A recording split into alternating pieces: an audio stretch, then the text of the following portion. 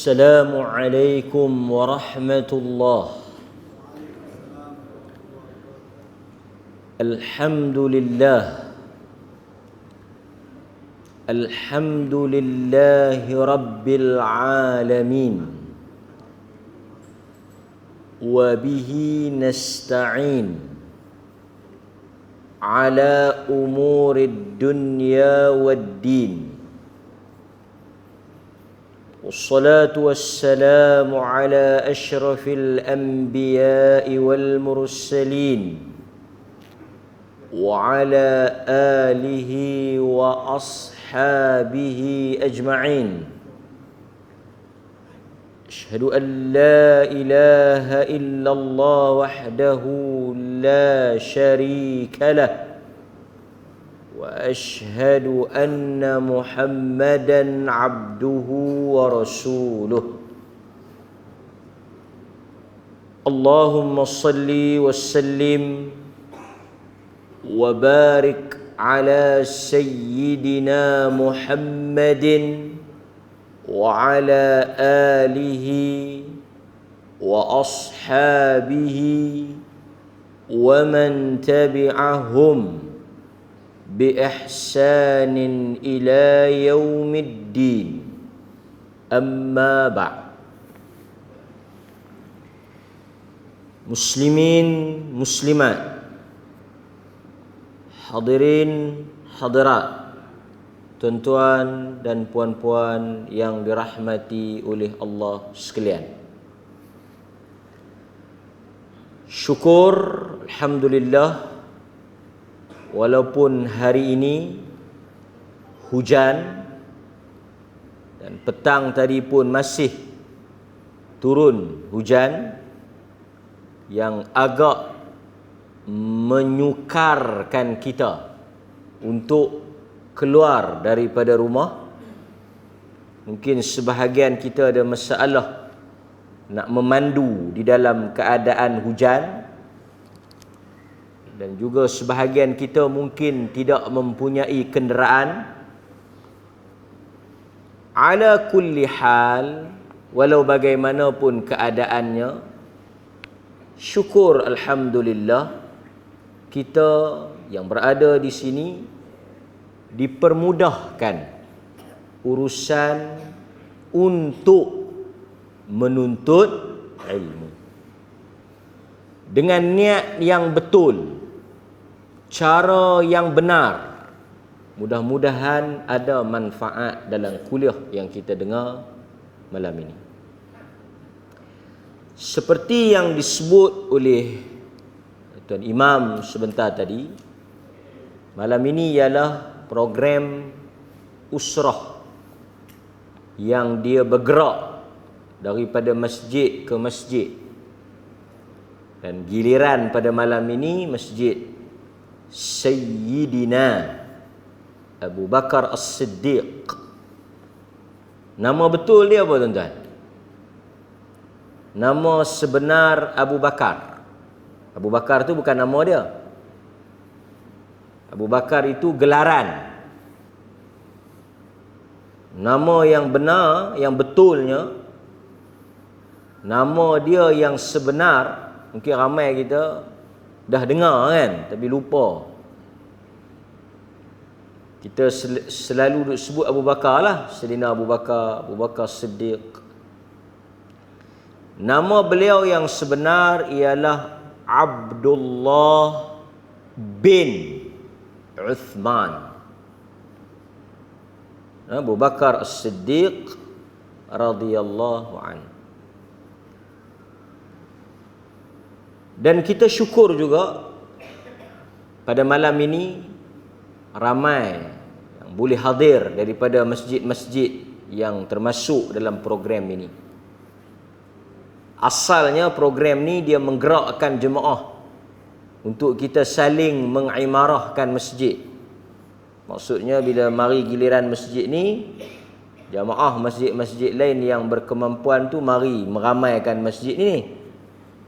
Dan bila giliran masjid lain pula, jemaah daripada masjid-masjid yang lain pergi mengimarahkan masjid yang lain. Semualah yang ada kesempatan, pasal itu kita umum minggu depan masjid mana, supaya tuan-tuan boleh ikut, tuan-tuan boleh mengimarahkan. Dan memang kita tuan-tuan dituntut memperbanyakkan tempat sujud. Di dalam Al-Quran Allah menyebut, inna nahnu nuhyil mauta wa naktubu ma qaddamu wa atharahum. Bekas yang kamu tinggalkan. Sebahagian ahli tafsir kata bekas yang dimaksudkan di dalam ayat tadi ni bekas sujud. Ada yang kata bekas tapak kaki. Jadi setiap bekas yang kita langkah, yang kita pijak itu akan dijadikan bukti di hadapan Allah esok.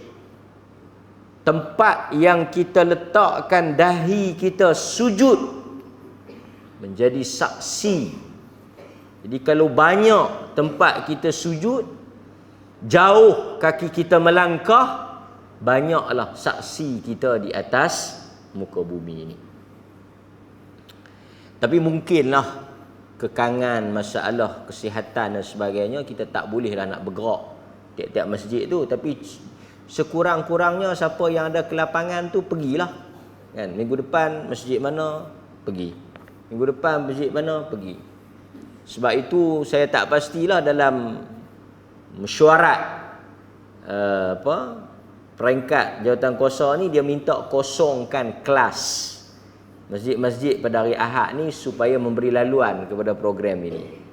Tapi tak apa tuan-tuan, alhamdulillah ala kulli hal, bagaimanapun yang pentingnya program ini bertujuan untuk mengimarahkan, menghidupkan masjid-masjid kita dengan majlis ilmu. Mungkin masjid-masjid kita dia tak buat konsert, dia tak buat bergendang, dia tak buat belarak, dia tak buat tu hingak mai hingak pi, tapi hidup. Innama ya'muru masajidallah. Allah kata sesungguhnya orang-orang yang memakmurkan masjid Allah, mereka itu orang beriman.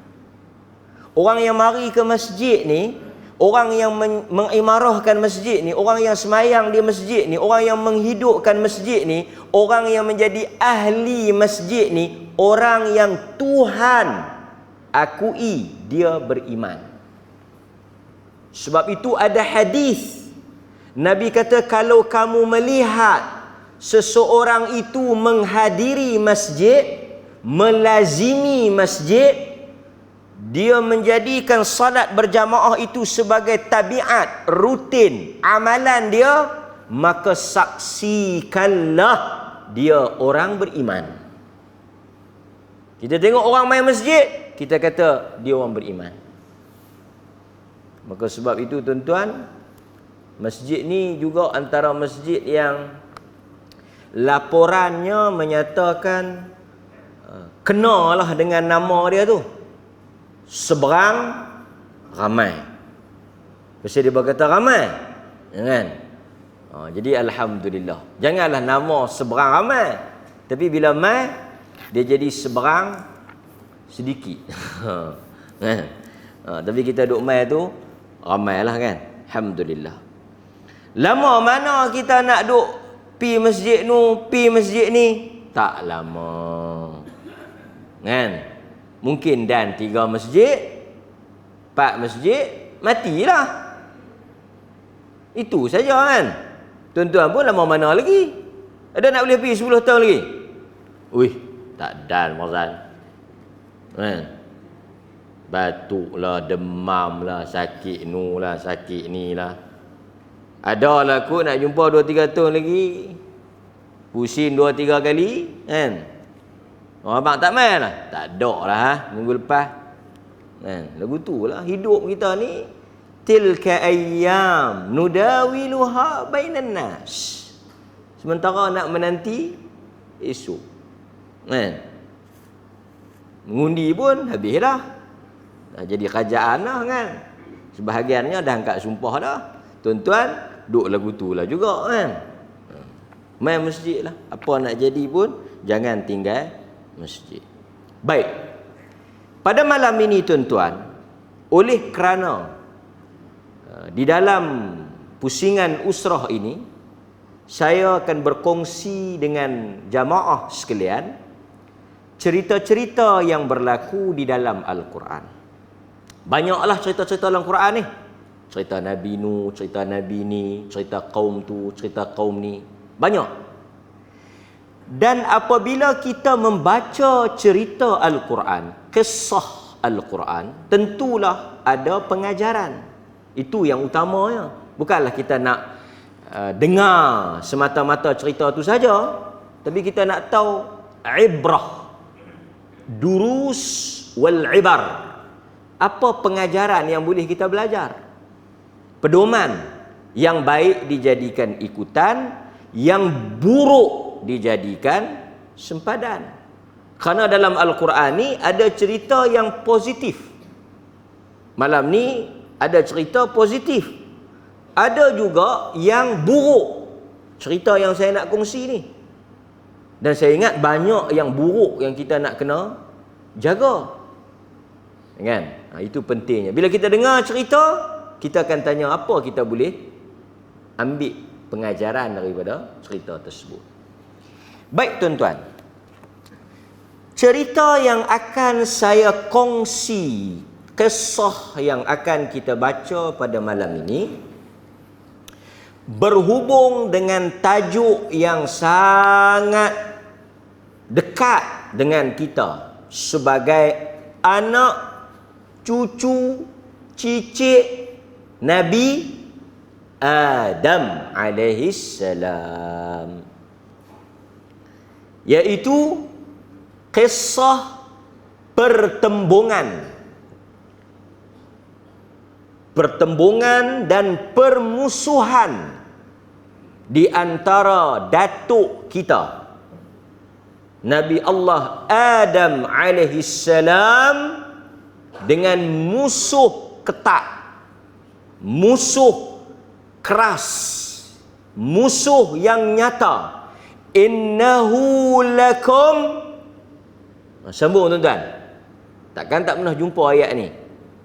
Quran sebut wala tattabi'u khutuwatis syaitan innahu lakum aduun mubin.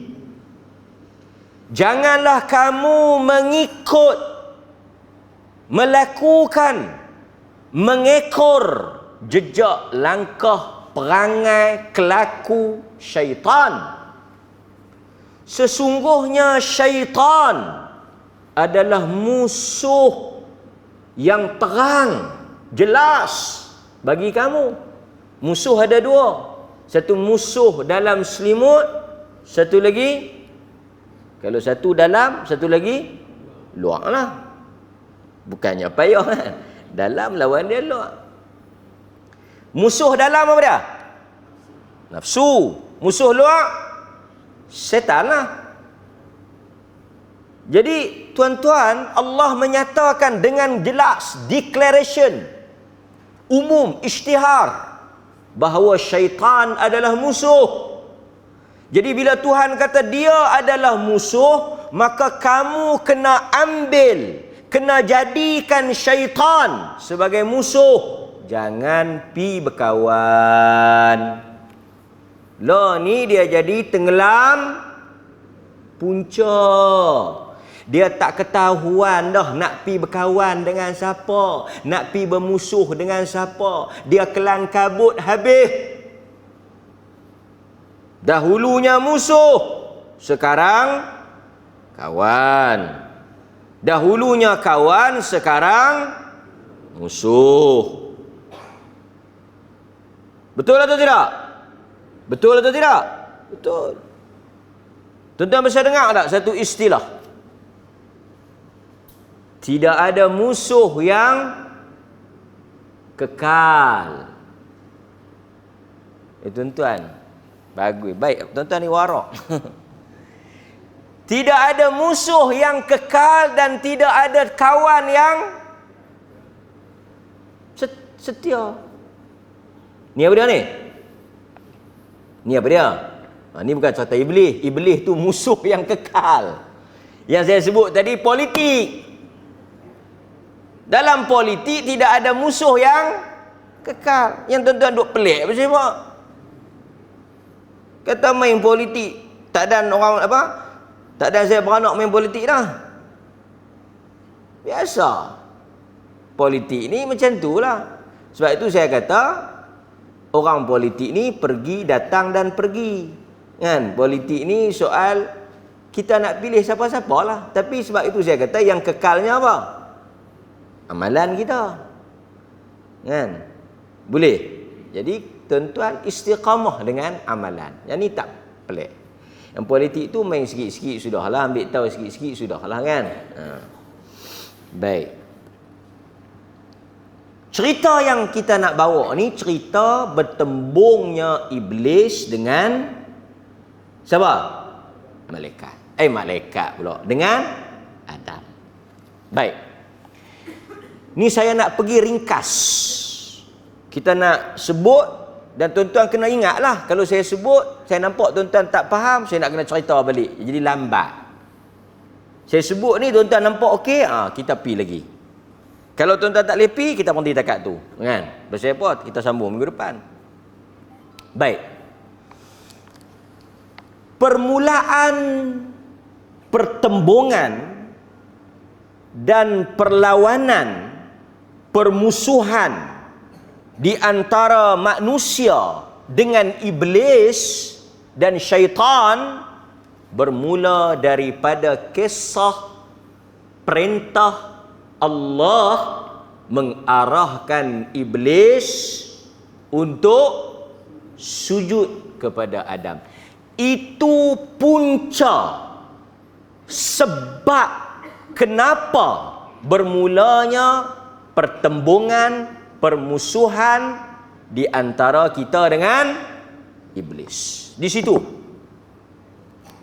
Itulah yang menyebabkan iblis yang asalnya berada di dalam syurga diusir keluar selama-lamanya. Tuan-tuan, iblis dulu ni duduk dalam syurga. Sama dengan Nabi Allah Adam. Dan dua-dua kena perambat keluar. Dua-dua kena halau. Qulna bitu fahbit keluar. Tuhan perambat dua-dua keluar. Iblis kena perambat, Adam kena halau. Beza tang mana? Tang mana beza? Adam masuk balik, iblis tak masuk. Orang utara kata sampai kesud. Betul tak? Betul saya tak tahu. Sampai kesudah tak masuk. Nampak tuan-tuan. So tuan-tuan ada dua pilihan. Satu masuk balik. Yang kedua tak masuk dah. Lah ni ada gaya kot mana? Masuk balik kah? Atau saya ni perasan tak masuk dah kot ustaz. Bagus. Yang ni dia panggil sedar diri. Ada nak masuk balik? Tengok ke kelaku ni. Dok dah kot. Tak apalah bagi anak-anak dengan bini masuk pun tak apa dah. Saya dok dah kot. Yang ni bukan pingkang kenuri. Bukan pergi tengok wayang. Bukan hantar pergi mandi Bukit Ayak. Hang nak pergi hantar anak bini hang duk tunggu di luar. Yang ni syurga neraka. Dia boleh kata, saya anak-anak masuk syurga pun tak apa dah, saya tak masuk. Yang ni bukan, ni soal besar. Baik. Di kalangan ulama, mereka berbincang, adakah syurga yang Nabi Adam dengan iblis duduk tu sama dengan syurga yang kita nak masuk nanti? Adakah syurga yang sama atau syurga yang berbeza? Tuan-tuan bisa dengar tak? Sebenarnya tajuk ni sajalah saya buka. Kita tak bincang pun tak apa. Tapi dah kita mengaji, kita dengar apilah. Dah ada orang bincang kan. Nak skip pun boleh. Di kalangan ulama, mereka berbeza kepada dua pendapat. Satu, syurga yang Nabi Adam dan Iblis duduk dan dihalau keluar adalah syurga yang sama yang kita akan masuk. Syurga tu satu tu ya. Hak tu ya. Itu pendapat yang pertama. Manakala pandangan yang kedua, pendapat yang kedua dia kata tak sama. Saya ceritalah kepada tuan-tuan sebagai informasi tambahan. Pendapat yang kedua kata syurga yang Adam dengan Iblis duduk hari tu ni, yang kena halau tu, adalah syurga yang berbeza, yang bukan syurga yang kita nak masuk esok ni. Alasan dia apa dia? Weh, kemah. Bukan saja-saja bagi pendapat macam tu, ada hujah dia. Nombor satu. Apa dia?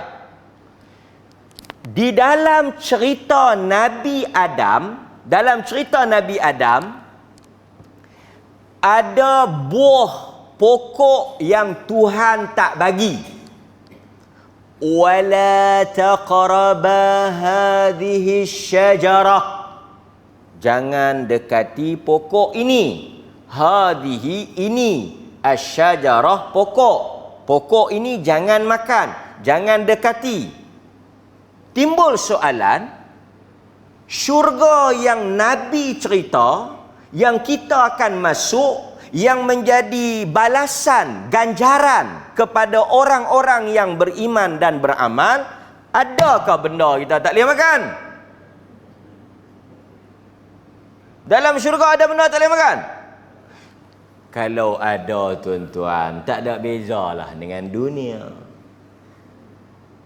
Dia kata aku ni duk dengar lah orang cerita dalam syurga makan hok nu, makan hok ni. Dunia pun aku tak boleh makan lah. Sakit nu, sakit ni. Kan? Ini dunia. Dunia memanglah 1001 masalah. Nak makan yang nu go. Yang tu go out. Yang ni go in. Ya. Jadi ada benda tak boleh makan. Syurga ada benda ke tak boleh makan? Tuan-tuan teringin. Teringin nak makan. Oh tak boleh. Teringin nak buat tu. Tak boleh. Kalau tak boleh. Itu bukan syurga. Syurga ialah semuanya halal. Tidak ada haram.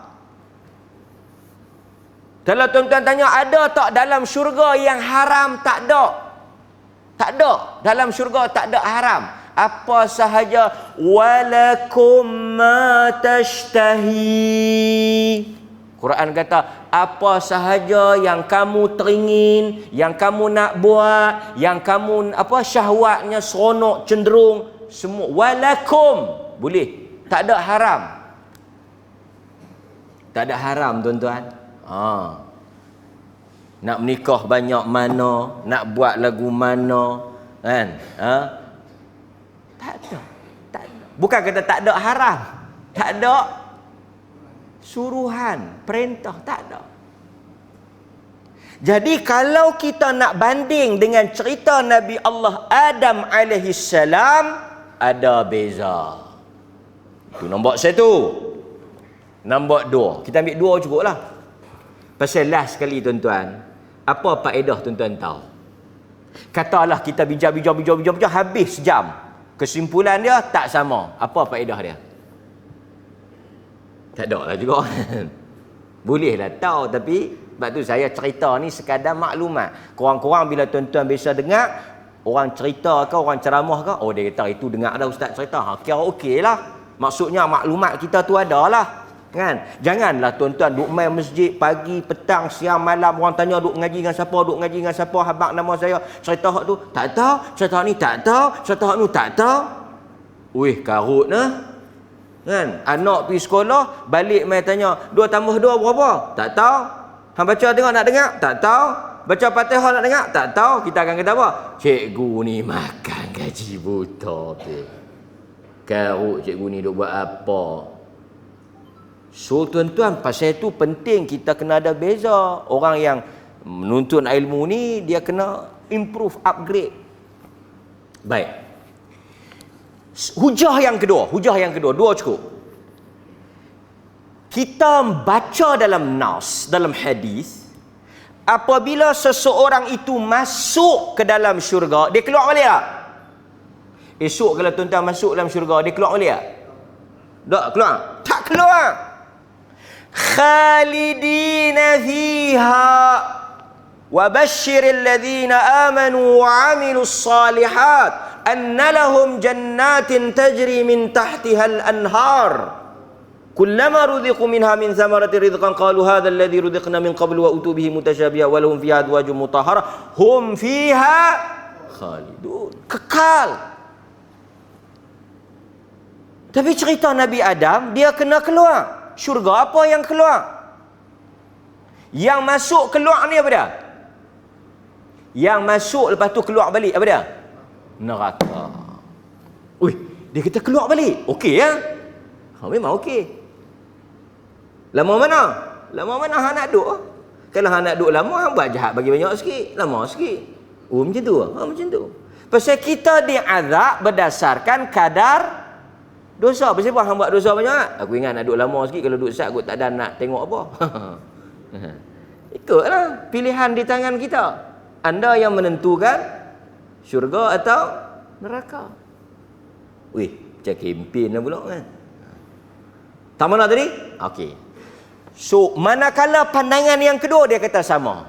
Cuma apa yang berlaku kepada Adam ialah fitnah, ujian. Boleh? Okey. Balik pada cerita Nabi Adam tadi. Allah Subhanahu wa taala suruh Iblis sujud pada Adam. Okey, ingat? Wa idh qulna lil malaikati isjudu li Adam fasajadu illa iblis aba wastakbar. Adam diangkat oleh Allah kerana apa? Dan ini dalil manusia kita lebih baik daripada malaikat. Kalau tuan-tuan tanya antara kita dengan malaikat siapa yang lebih baik, kita jawab manusia lebih afdal daripada malaikat. Banyak dalil-dalil yang menunjukkan manusia ni lebih mulia dan lebih tinggi kedudukannya daripada malaikat. Antaranya cerita Nabi Adam. Allah sebut apabila malaikat kata nahnu nusabbihu bihamdika wa nuqaddisu lak, Allah kata qala inni a'lamu ma la ta'lamun. Kemudian Allah cerita, Allah kata dekat Adam, now hang buktikan hang lebih baik daripada mereka. Ambihum bi asma'ihim, cerita bagi tahu dekat depa, tunjuk kehebatan engkau, kelebihan engkau, keistimewaan engkau. Nampak tak? Okey. Tuan-tuan, apa yang memuliakan kita lebih daripada malaikat based on cerita Iblis dengan Adam? Ilmu. Wa'allama Adam al-asma'. Di situ poin dia. Dalam suratul Baqarah kan? Allah kata wa'allama Adam al-asma'. Kami mengajar kepada Adam. Jadi Adam dia dapat ilmu, dia mendapat kelebihan, diangkat lebih mulia daripada malaikat kerana kelebihan ilmu. Sebab itu tuan-tuan, orang yang dihormati ialah orang yang diberikan ilmu. Musa, Nabi, Rasul, Allah bercakap dengan dia. Hebat Musa ni. Tapi dia kena pergi cari Khidir. Kerana Khidir lebih ilmu daripada Musa. Ada benda Musa tak tahu, Khidir tahu. Tawaduk. Boleh. So kita nak mulia tuan-tuan, kita bukan mulia dengan keturunan.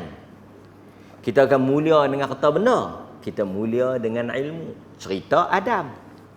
Boleh. Okey, baik. Kemudian tuan-tuan, iblis ni dia tak mau pasal dia sombong. Jadi, siapa yang ada panggil sombong tu, fahamlah. Tiru mana kan? Siapa dia punya role model dia. Tahu mana kata dia sombong? Cuba tengok di dalam surah Sad. Surah Sad. Surah Sad, kan? Dia kata dalam surah Sad ayat 76, 75 dan 76. Surah Sad ayat 75 dengan 76. Tuan-tuan yang selalu duk dengar, dia kata apa? Dia kata ana khairu minhu. Aku lebih baik daripada dia. So kita boleh belajar satu lagi pengajaran, iaitu berasa lebih baik pada orang ni ialah sifat takabbur. Berasa lebih baik pada orang.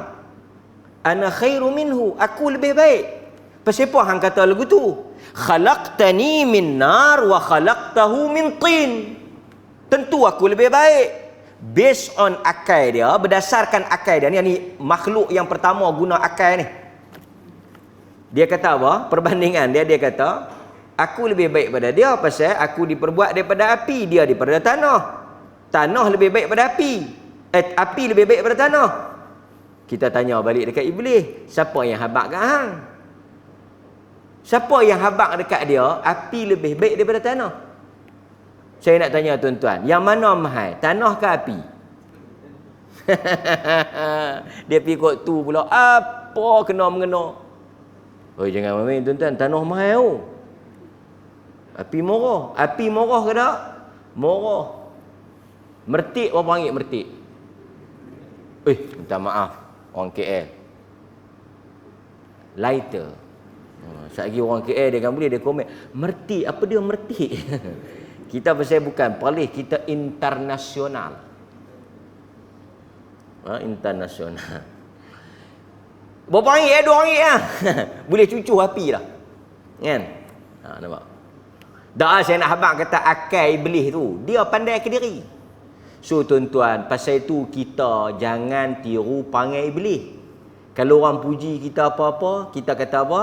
Hadza min fadli rabbi. Ini daripada kurniaan Tuhan. Jangan angkat diri.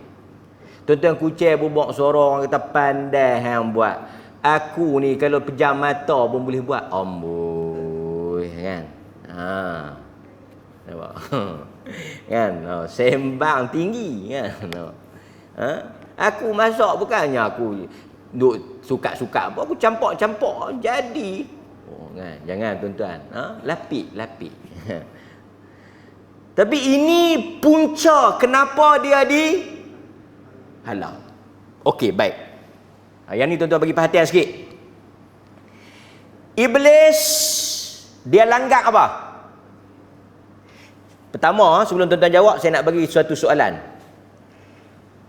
Iblis langgar, Adam pun langgar. Dua-dua lawan, dua-dua bantah, dua-dua langgar. Betul tak?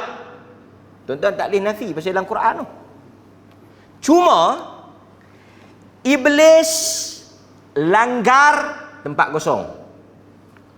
Adam langgar tempat kosong. Tugas tuan-tuan isi tempat kosong.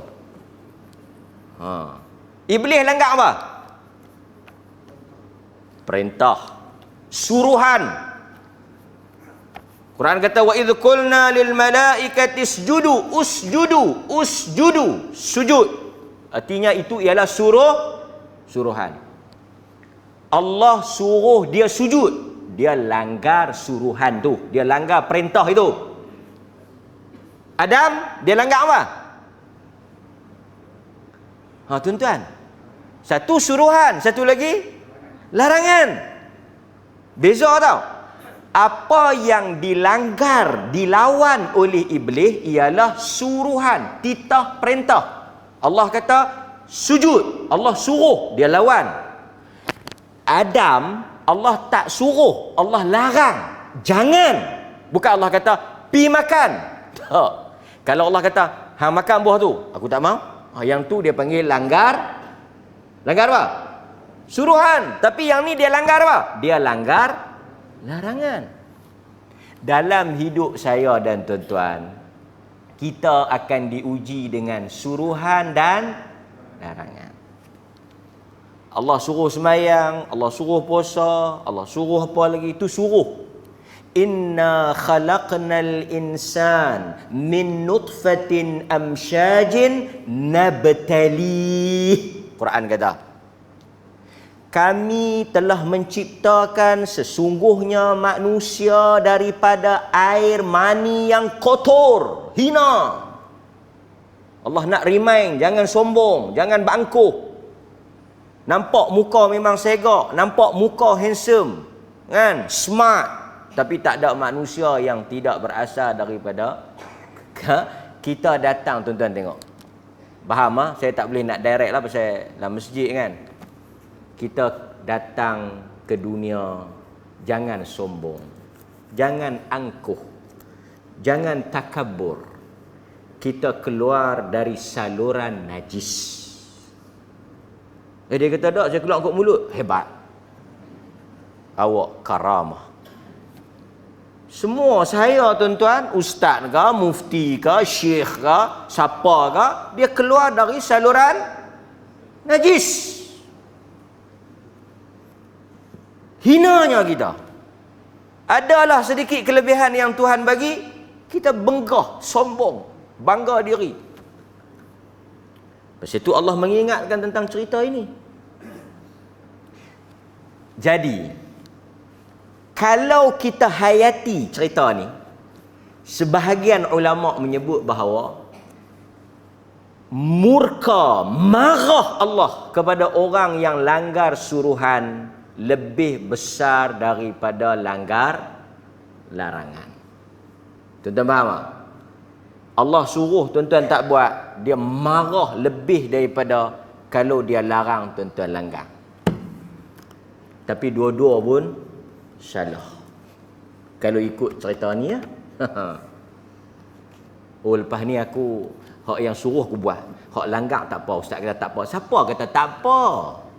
Amboi pandai lebih pula. Orang kan kata tak apa. Dia betul, dia tanya pula bini dia, yang ni suruhan ke larangan ni? Hak ni tak boleh ke Tuhan suruh? Yang ni Tuhan larang. Tak apa ustaz kata, Tuhan larang tak apa, Tuhan akan marah. Jangan. Jangan. Saya tak mau masuk neraka sama-sama. Kan? Baik.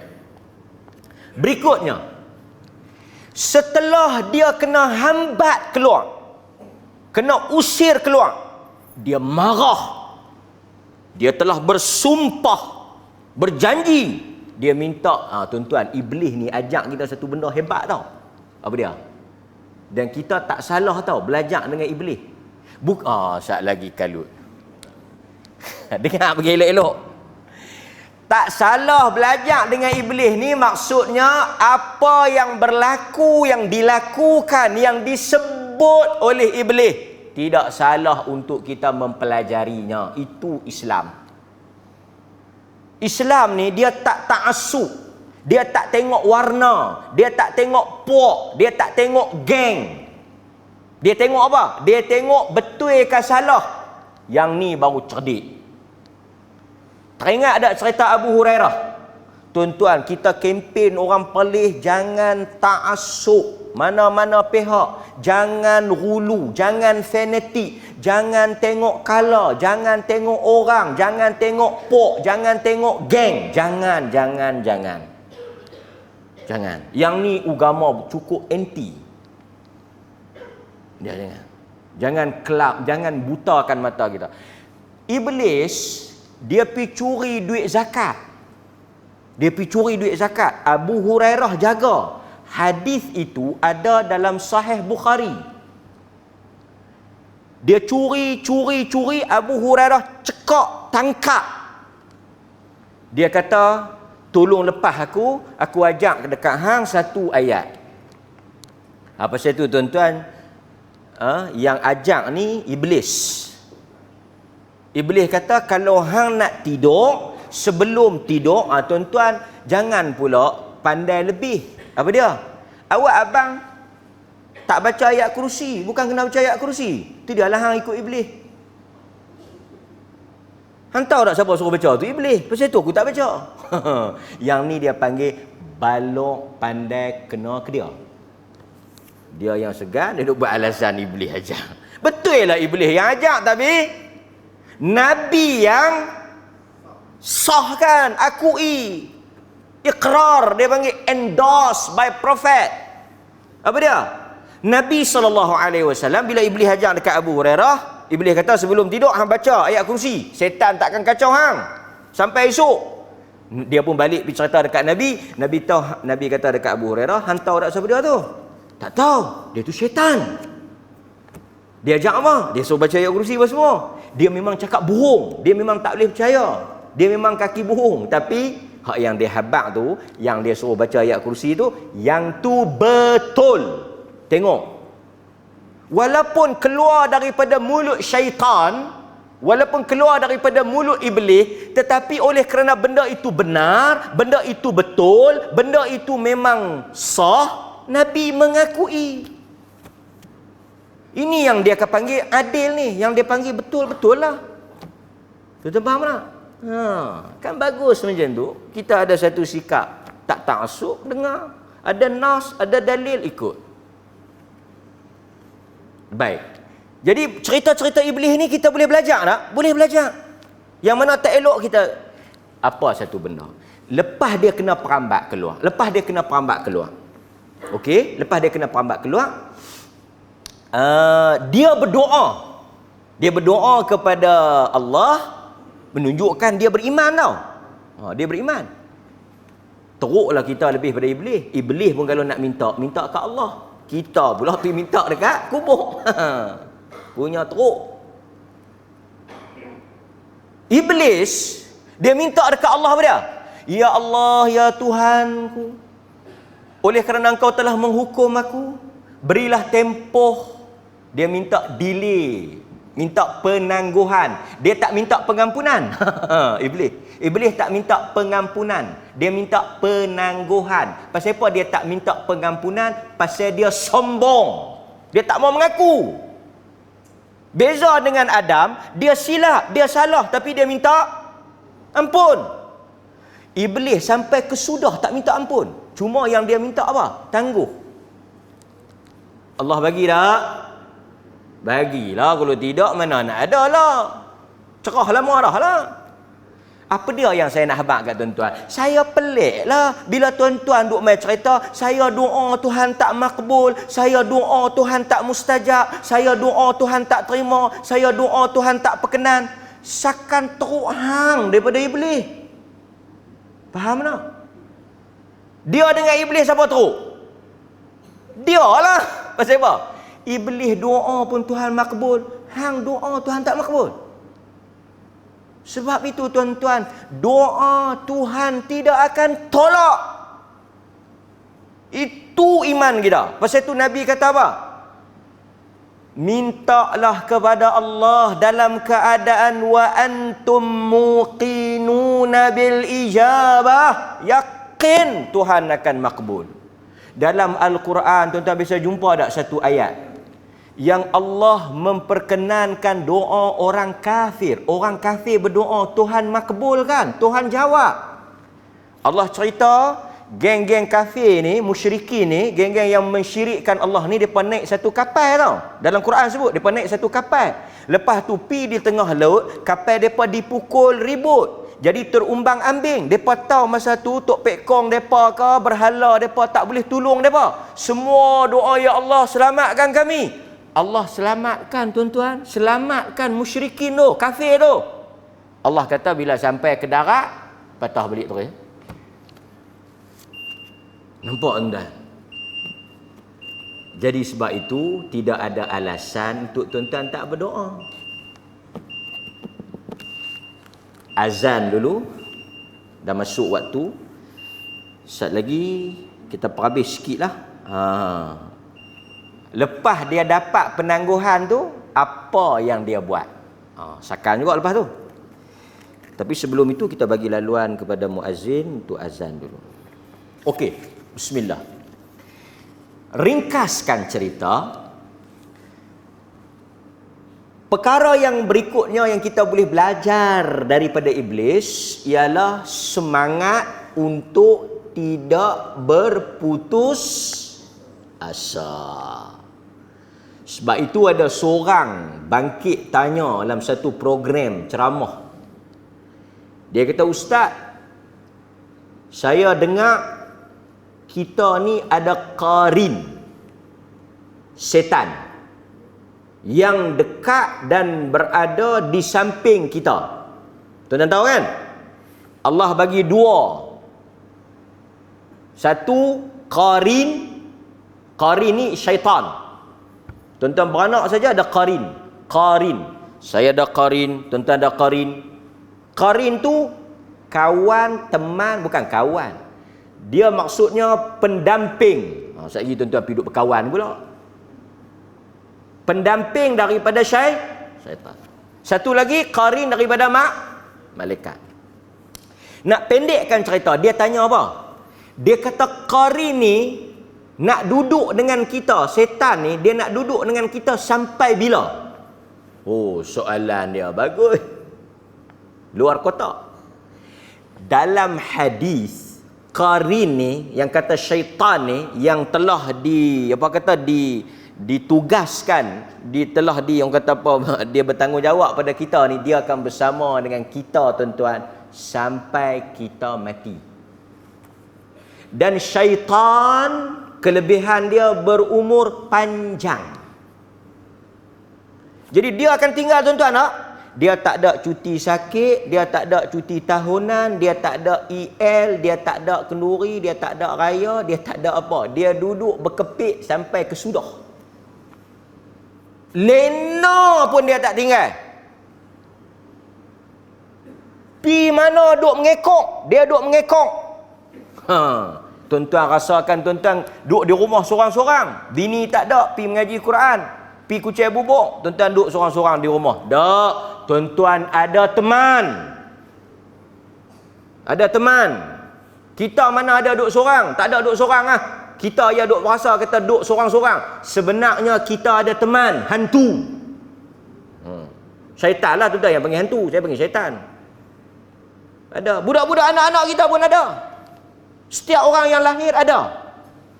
Ada hantu yang mengekok dia, setan yang mengekok dia. Pergi mana pun setan mengekok dia. Pasal itu, anak-anak kita pun dia mendapat juga rasukan, hasutan, gangguan, belitan ni. Pasal dia pun ada qarin. Jadi kalau tuan-tuan hotel tanya berapa orang family ni, 5 orang yang nampak, 5 orang yang tak nampak. Boleh jawab macam tu? Saya ingat dia bagi bilik free terus. 5 orang, dia boleh 5 orang pula. 5 orang dan 5 ekor. Dia ada. Dia sampai matilah, sampai kita mati. Lepas kita mati, habislah kerja dia dengan kita, hubungan dia dengan kita, habislah dah mati. Nak hasut apa lagi dah? Pasal itu, dia tidak akan melepaskan kita. Di saat-saat akhir, ketika sakaratul maut, dia akan datang kepada tuan-tuan. Pasal itu ada riwayat, dia menyerupa jadi macam tu, dia menyerupa jadi macam ni, dia menjelma jadi macam tu. Dia nak ambil juga. Tuan-tuan ikut dia. Last choice, last chance. Dia ada last chance dia, peluang terakhir dia sebelum tuan-tuan mati. Dan mati tu habis. Kalau boleh ke dia, untung. Kalau tak boleh ke dia, rugi. Pasal itu tuan-tuan, kita jangan tinggal orang yang nazak ni seorang-seorang. Pasal kita nak kena tolong dia bertarung dengan. Pasal itu tuan-tuan baca kisah Umar Al-Khattab ke Umar Abdul Aziz. Saya lupa yang mana satu. Dia pergi melawat dia. Lepas tu dia kata, keluar! Keluar! Anak dia terkejut. Kan? Tengok-tengok dia duduk bercakap seorang-seorang. Macam ada orang depan dia. Lepas tu bila dia sedang, anak dia tanya, duk halau siapa? Duk bercakap dengan siapa? Dia cerita syaitan. Itu dalam riwayat yang sahih tu, azhar tu. Dia bercakap dengan syaitan. Pasal kawan-kawan yang main tengok tak ada. Tapi dia duk bercakap. Pi. Dak, lak. Dia duk bercakap. Tuan-tuan. Baik. Tak mana tadi? Dia tak putus asa. Lah dia dah kena perambat, dia duk luar. Siapa yang duk dalam? Adam dengan Hawa. Okey. Dia telah merancang. Okey, nampak? Ini yang kata setan ni. Tuhan larang jangan makan pokok. Jangan makan buah, jangan dekati pokok. Wala taqrab hadhihi syajarah. Dan tabiat, dan tuan-tuan kena ingatlah, kena ingat sampai bila-bila ni. Apa benda yang Tuhan larang, dia akan hasut sampai suruh buat. Itu memang kita baca, itu yang dia buat dekat Adam dengan Hawa. Allah kata jangan, dia kata makan. Macam mana dia buat bagi makan tu? Oi, pandailah. Dia pusing kok nu, dia pusing kok ni. Dia kata, hang tengok aku. Pasal aku makan ni yang aku jadi kekal ni. Macam-macam lah dia kata, dia penasihat lah apa semua. Yang tu kita akan sambung siri yang kedua. Cuma tuan-tuan, saja nak kongsi lah.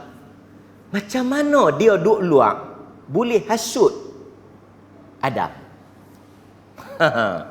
Pernah tak tuan-tuan jumpa? Saya ingat pernah jumpa lah. Pasal cerita ni cerita lama. Ada riwayat kata, ni saya cerita, tuan-tuan dengar pergi elok ni, cerita ni.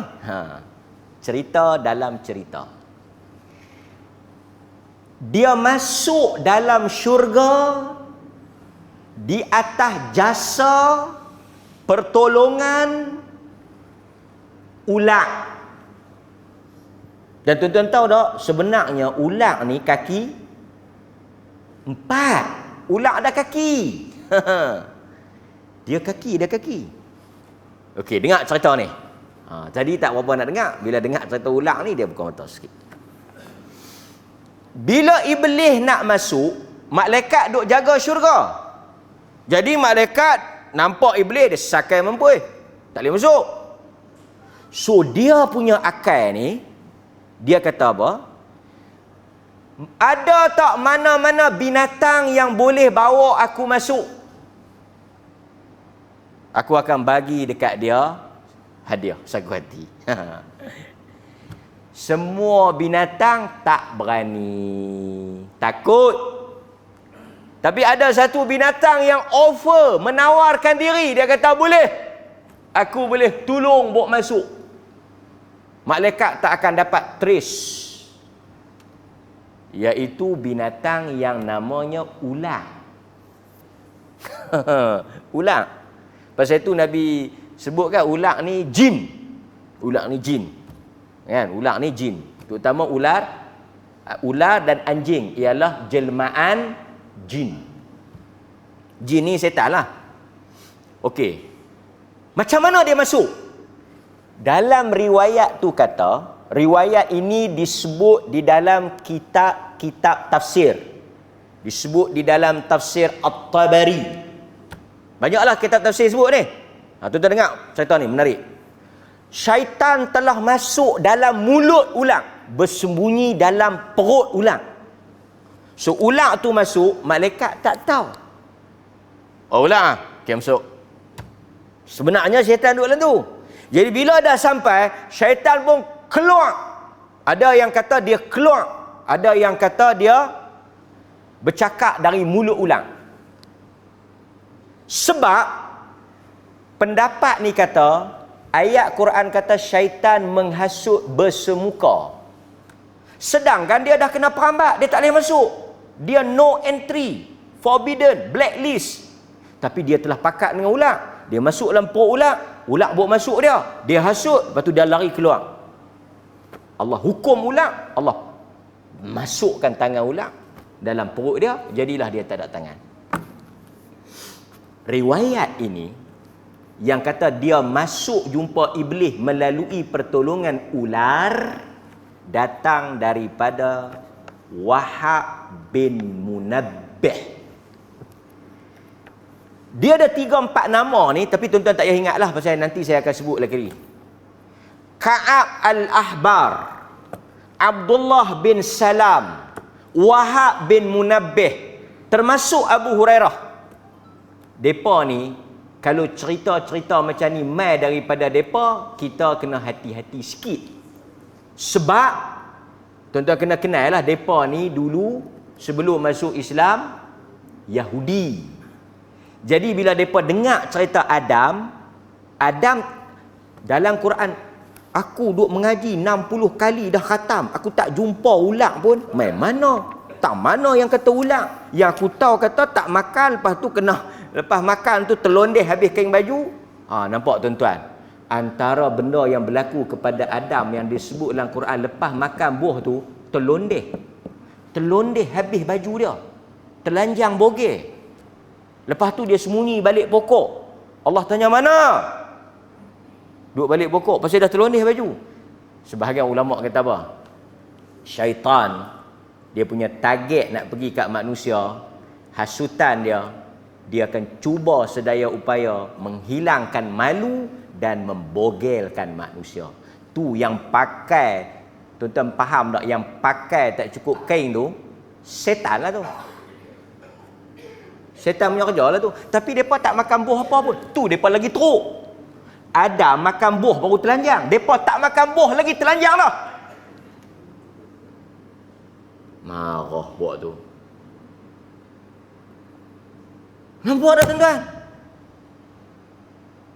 Okey, tapi nanti kita akan sambung siri yang kedua. Terlondeh baju tu baju apa? Sebahagian ahli tafsir kata bukan baju betul, baju takwa. Tak apalah, panjang dah cerita, tak habis saya tajuk ni. Cuma saya nak bagi tahunya, bila mai daripada Wahab bin Munabbih, ulama-ulama mengatakan riwayat ini riwayat Israiliyat.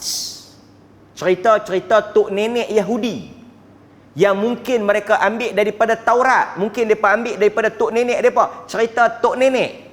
Jadi riwayat ini tidak kukuh untuk dipegang. Lepas tu macam mana dia boleh hasut kalau dia tak boleh masuk? Allah tuan-tuan, kenapa nak duk pelik? Syaitan mana ada pun tepi kita, omai tak duk pun, tapi turut sakan lah. Bisikkan, hasutan, lintasan. Nampak tak tuan-tuan? So, kita dapat pengajaran, maka dia pun hasut, ghabbahlah Adam dengan Hawa. Maka banyaklah cerita-cerita. Lepas tu mengarut banyaklah. Maka Hawa pun dihukum, setiap bulan dia terluka. Maka wanita yang haid adalah kesan daripada dosa Hawa. Maka lelaki pun adalah halkum kerana Adam terlekat di hongkong. Yang orang perempuan pula ada buah dada kerana Hawa makan 2 biji buah khuldi. Adam makan 1 biji. Macam-macam mereka rendang, rabung, pandai lebih. Mana kita tak tahu. Lepas tu sebahagian kata yang ni lah orang perempuan.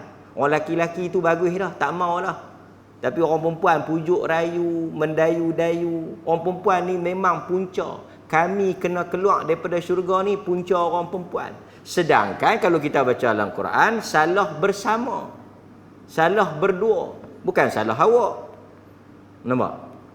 Tapi nanti kita akan sambunglah kuliah ni insya-Allah pada minggu hadapan dalam pusingan usrah yang berikutnya. Wassallallahu ala nabiyyina Muhammad wa ala alihi wa sahbihi wasallam. Walhamdulillahirabbil alamin. Assalamualaikum warahmatullahi wabarakatuh.